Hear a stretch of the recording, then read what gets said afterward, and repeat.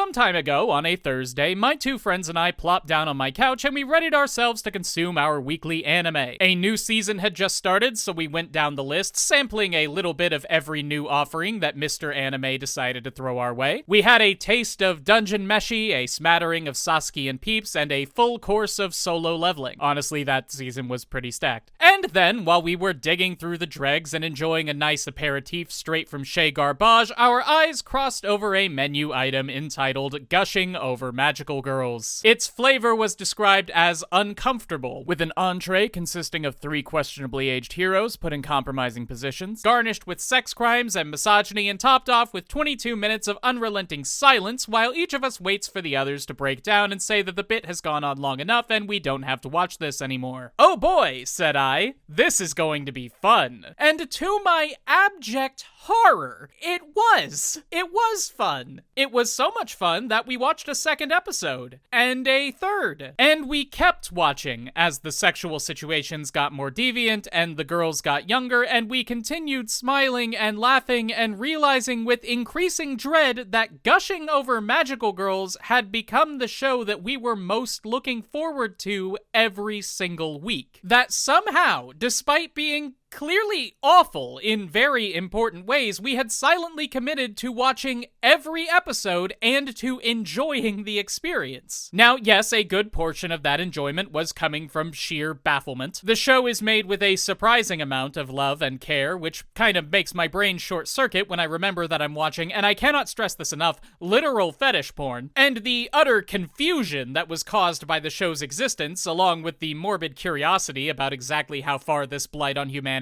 was willing to go for the sake of a bit, was what got us to click the next episode button. But viewer, I hesitate to publicly say that it is not what kept us pressing that next episode button. As time plodded forward and frame after frame crossed our weary eyes, we realized that a not insignificant amount of the joy that this program was bringing us was distressingly legitimate. The characters were eminently charming, the jokes landed more often than not, and even some of the superpower design was really cool, despite the fact that the things those powers were being used for were often so off-color that H.P. Lovecraft could write a short story about them. For those of you who know nothing about the series, just know that it's one of those completely indefensible hentai shows about a gang of girls whose ages are very conspicuously left unsaid, being explicitly sexually tortured by a BDSM-themed villain. It is a pornographic pastiche of magical girl shows, and it is not okay. Nothing about it is okay. And yet there I was, the guy who made this video here, eagerly waiting week after week to watch another 20 minutes of high school girls getting their clothes torn off in new and creative ways. This is not like me. This is not like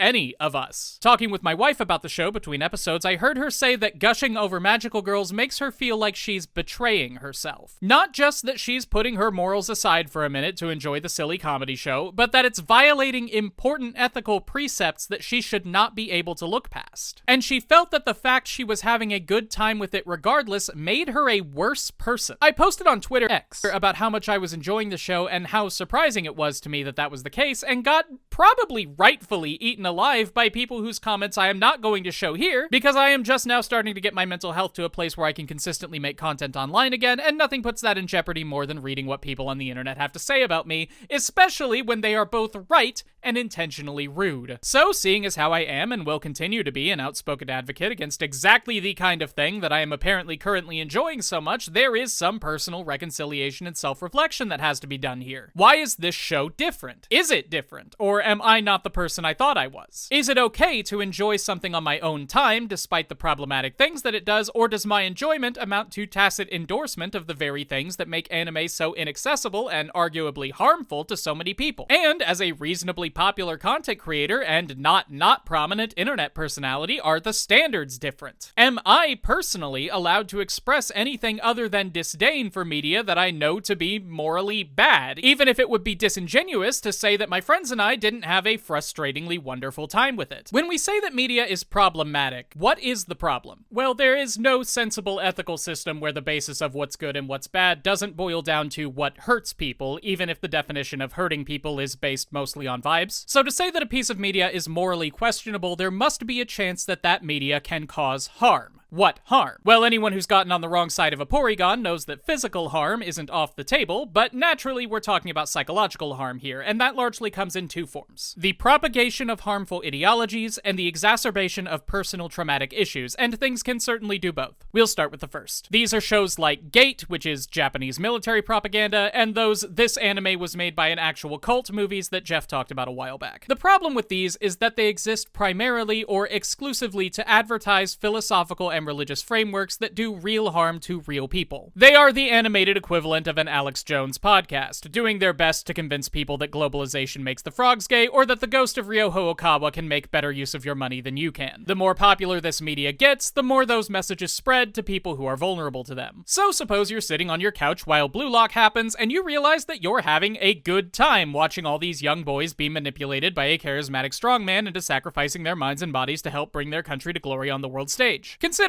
I already made this video about how that's kind of a shaky thing to be into, is that a problem? Have you committed a moral sin by enjoying watching the pretty boys kick the football ball around? Well, no. I think that one's a pretty unanimous no. Any discussion of the harm that something like Blue Lock causes to the anime community is done in terms of pipelines and radicalization and victims. Not many people say that enjoying watching a pretty boy kick a ball into another ball makes you a bad person, even if the show surrounding that perfect parabolic arc is a bit off. There is a reason I ended that video with the phrase "watch things wisely" and not "don't watch things." The important consideration on a personal level is recognizing the messages that the media you enjoy are trying to spread and not letting them impact your opinions of the world without examining them first. Let's take my personal favorite anime as an example. Ouran High School Host Club is basically perfect, except for that one episode where one character sexually assaults another in order to teach her that girls are vulnerable and weak little creatures, and that she was naive to think that she could ever protect herself against a big strong man if push came to shove, but we don't talk about that one. This thing that we don't talk about in the episode that doesn't exist is not cool, but it's portrayed as cool. This is supposed to be a character building experience for Haruhi, and one of the foundational moments that establishes that Kyoya actually cares about her and doesn't just see her as a source of money for the host club. It's an important scene, and Kyoya is unambiguously supposed to be the hero of it, but it's very clearly bad. This is not a case of a character making a moral misstep because of his sheltered upbringing, although I do like that read. It's a case of an author creating a situation wherein a woman is practically raped into believing that she is fragile and demure and incapable of defending herself against strange men, any one of whom could be a predator just waiting to strike, and the fact that it works and is never brought up again is tacit endorsement of the tactic and the underlying mentality that it represents. So should we cancel Ouran and anyone who enjoys it? Well, I gotta say, I don't think that second season is coming anytime soon, but no, of course not, that would be ludicrous. Every frame of Ouran depicts the very best of humanity, except for those. It's a show about acceptance and love, perseverance, self-determination, class disparity, and the power of kindness above all things. And sure, it occasionally has very dated depictions of lesbians in it, but damn it, they're dapper. The important thing when it comes to engaging with Ouran is being able to watch episode 8 critically, understand the parts of it that are not okay, and to thoughtfully and consciously reject them. Just to clarify, it does not matter how you react to this scene. It doesn't matter if you choose to ignore it when you watch Ouran, or if you laugh at it, or roll your eyes at it, or view it with academic detachment. It doesn't matter if you like it, whether you find it hot, or narratively interesting, or if it just makes the good brain juice start flowing for reasons you don't really understand. As long as you get what the messaging behind the scene is, your conscious reaction to that is what weighs on your morality, not any instinctual and subjective experience of liking it or not. The main thing to watch out for when it comes to things like this is the harm that can be done by recommending these shows to others. After all, inviting your friends over to watch Gate means that you are intentionally exposing them to militaristic propaganda, regardless of how cool it is to watch a tank blow up a dragon. The easiest way to avoid this is obviously just to watch something else, but I don't find that viable in a world where true joy is so scarce and we have no real control over what brings it to us. A more reasonable course of action is just to explain the issue before spreading the word. word. This isn't something you have to do every time with people you know, but if you're sharing a cool gif on Twitter of a tank blowing up a dragon, then you should probably include a disclaimer that this gif comes from a show that's also cool with tanks blowing up the Chinese. Ranking of Kings is one of the most beautiful fantasy stories in recent memory, and there are so many people who can be helped by the series' depiction of overcoming disability, dysfunctional families, the price of ambition, and any number of other things. But recommending that series to others without mentioning how heavily it leans into harmful stereotypes about Koreans kinda just means that you're spreading those stereotypes, and that's not a very cool thing to do. And then there's the issue of financial support, going to people and organizations who are less than good, and this is something that everyone is going to have to work out for themselves. There's a famous bit of wisdom stating that there is no such thing as ethical consumption under capitalism. Every single purchase is, somewhere down the line, an endorsement of evil. But there is still an appreciable difference between a direct financial donation to the Klan and the purchase of a Live, Laugh, Love sign whose proceeds will eventually be used to fund a Mesopotamian artifact smuggling ring run by ISIS. How is that a real thing that happened? How straight of a line you are willing to draw between your wallet and the armies of Avernus is a matter that you're going to have to grapple with personally. There is no objective right answer here, just a sliding scale of harm that needs to be considered every time you make a purchase. Can you stomach the thought of J.K. Rowling getting $3 richer so that you can spend 100 hours playing Hogwarts Legacy? If yes, some people will say that makes you a bad person. Some people will not. I am not here to make that moral judgment for you, only to point out that it exists. That said, things get a little bit less complicated when your purchase goes directly to support organizations who will use the proceeds of their artistic ventures to do harm in the world. It's one thing for you to decide that Orson Scott Card is not enough of an insufferable homophobic prick to keep you from buying a copy of Ender's Game at the struggling local bookstore that you love. But it is quite another to pick up Battlefield Earth directly from your local Scientologist, knowing that the money will go straight into the kidnapping and brainwashing fund. But everyone agrees that giving money to evil organizations is bad, even if we disagree on what organizations are evil, so let's get straight to the second type of problematic media, the kind that affects individual people. There are varying degrees of severity to this, but nearly everyone has some kind of topic that they don't want to hear too much about. About a year ago, I was involved in a pretty bad car accident. No injuries or anything, but I was badly shaken up for about 6 months, to the point where I always got nervous being in a car, and seeing wrecks on TV was just about the last thing I wanted to have happen during my quiet relaxation time. But vehicular collisions must have been having some kind of renaissance, because it seemed like everything from Death Parade to Dawson's Creek featured cars making out at high speeds. Now, even at the time, seeing a bit of Twisted Metal on a television screen wasn't going to make me dissolve into a sobbing puddle, but I did always come away from those scenes with a nice, unexpected reminder of the fact that I would probably be dead if the woman driving that giant truck had run that red light just the tiniest bit more slowly. And that's not fun for anyone. Abusive relationships and suicides can also stir up a lot of bad associations for me, so whenever I see these kinds of things depicted in media, there are often times when I think I would rather not have, and my day usually gets a little worse. But naturally, nobody is saying that we can't have suicides and abusive relationships and car crashes in media, so where is the line that takes depictions of things that could upset people and turns them into problems? Seeing the word problematic as an uncrossable barrier like that invites the kind of pointless moral hardlining that my fellow well-intentioned leftists get constantly made fun of for on the internet. There are times when it is appropriate to use racial slurs in media, or to depict sex crimes, or torture, Nazi symbology, or all manner of things. That's why I tend to think of this more as a bartering system. If a creator wants to put potentially sensitive media into their story, that's fine, but they have to purchase it with something. That can be character development, emotional payoff, thematic meaning, or even comedy, but the more extreme and sensitive the issues you want to include, the greater the cost, and the harder it's going to be to effectively pay it. When Goblin Slayer first aired, the internet got up in arms about it opening on a rape scene. The website currently known as X was a Twitter with fury about how crass and vulgar and misogynistic and downright ungood it was that Goblin Slayer decided to do such a thing with its opening minutes, and they were right. The scene is horrendous. Graphic, intentionally lewd, and largely unnecessary, with little emotional resonance and no place in the narrative aside from showing us just how nasty these dang old goblins can be. It was a real mess that left a stain on what is otherwise a relatively okay fantasy adventure romp. The rape scene that Psycho Pass opens on is much more visceral, violent, and upsetting than the one in Goblin Slayer, but it didn't get anywhere near that amount of internet backlash, and you certainly never hear about it today. That's because the scene in Psycho Pass was bought, with atmosphere and world building and establishing the characters of Shinya and Akane, while the scene in Goblin Slayer left a debt that most people felt never got repaid. But suppose you like Goblin Slayer anyway, or Mushoku Tensei, or gushing over magical girls, or whatever it happens to be. And suppose you don't just like these things in spite of their problematic elements, but because of them. Suppose you can look at the rape scene in Goblin Slayer and put that right up there with Frieren and Brotherhood and 5 different iterations of Gintama on the upper part of your MyAnimeList list. How bad of a person does this make you, and how many hours of volunteer work do you have to do to make up for it? Well, hold on to your soup kitchen, because I honestly think it is a very, very small subset of people who would claim that this is any kind of moral failing on your part. Like, sure, give yourself a bit of a once-over, make sure this isn't indicative of some kind of deeper issue that needs to be addressed, but enjoying something you know you shouldn't enjoy is something that everyone goes through. And I'm just now thinking of this as I record this script, so I'm not going to go into it, but it's kind of what gushing over magical girls is about. It does not make you a bad person, or even a necessarily irresponsible one. Because just as there is a divide between media I like and media that is of high quality, there is a similar divide between media I like and media I morally endorse. Getting enjoyment from Eromanga Sensei does not indicate a lack of morality any more than getting enjoyment from cake indicates a lack of knowledge about nutrition. So long as you understand that sugar is bad for you, you're an adult, and you are capable of making your own choices regarding how much cake you can eat without harming your health. The problem comes from making that cake easily accessible to people who could be hurt by it. I have said repeatedly, though never in a video I don't think, that I don't have any problem with shows like Gushing Over Magical Girls existing. My problem comes from them being advertised on the front page of HIDIVE like they're harmless comedies when they are literal fetish porn featuring high school girls being sexually assaulted. I know what this show is. I am capable of making an informed decision about whether or not the content in it is going to be harmful to me. Someone browsing HIDIVE looking for a cute magical girl show to pass the time would not be in the wrong for clicking the first link they see on the homepage and thinking that it's going to give them what they want. That is not making an informed decision to watch literal fetish porn, and making it so readily accessible to anyone who happens across the platform is incredibly irresponsible. And I'll be damned if going to one of the most popular anime streaming services and seeing this right on the front page isn't going to really sour an outside observer's view of the anime community, and they'll probably be right for it. Just like before with shows like Gate, the problem with shows that could be harmful to individuals is not individual private enjoyment of them, but thoughtless propagation. This is where I messed up with my Gushing Over Magical Girls Twitter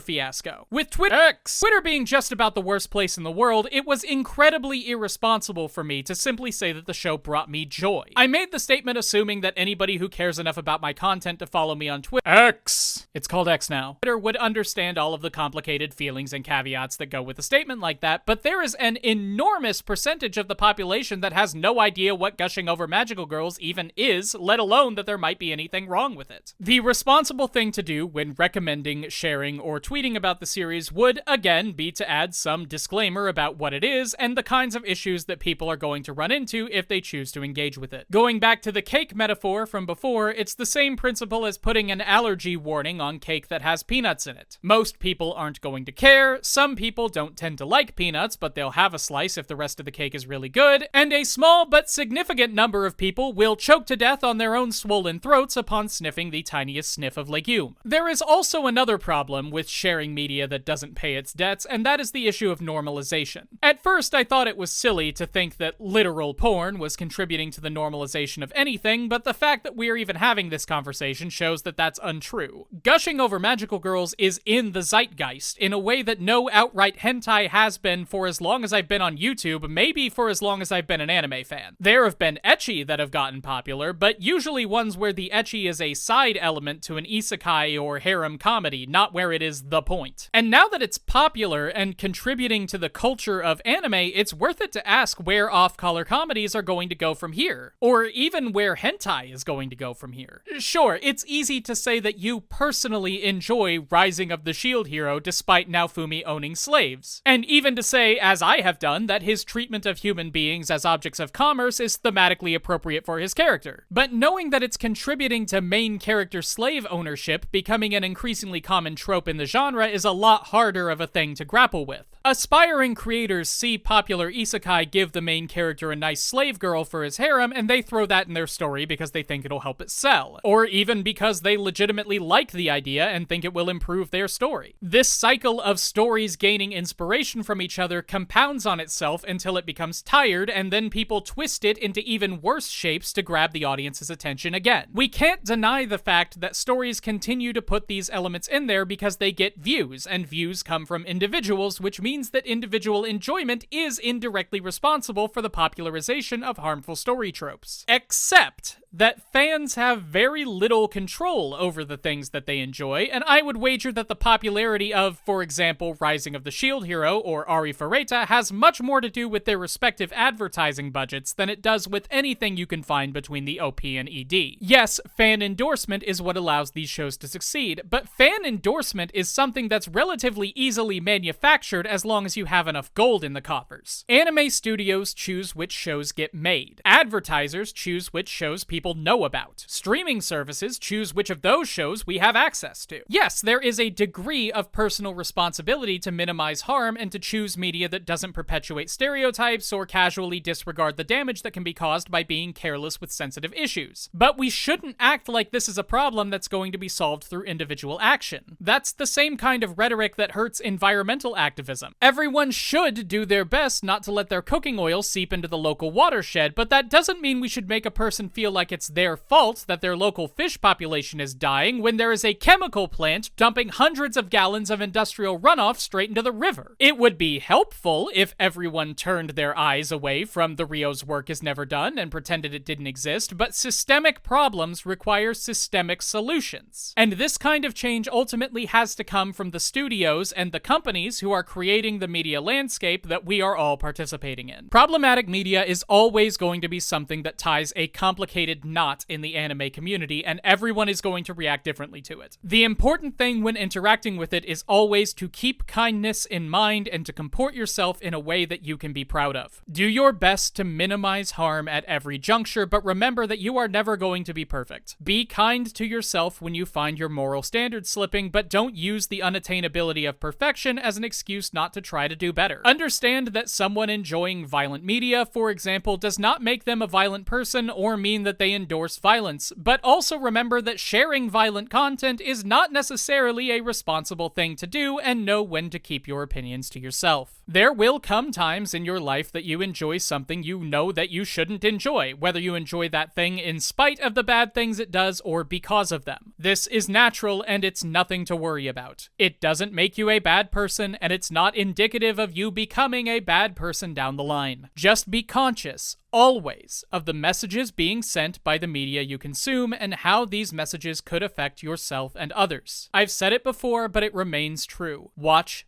things wisely.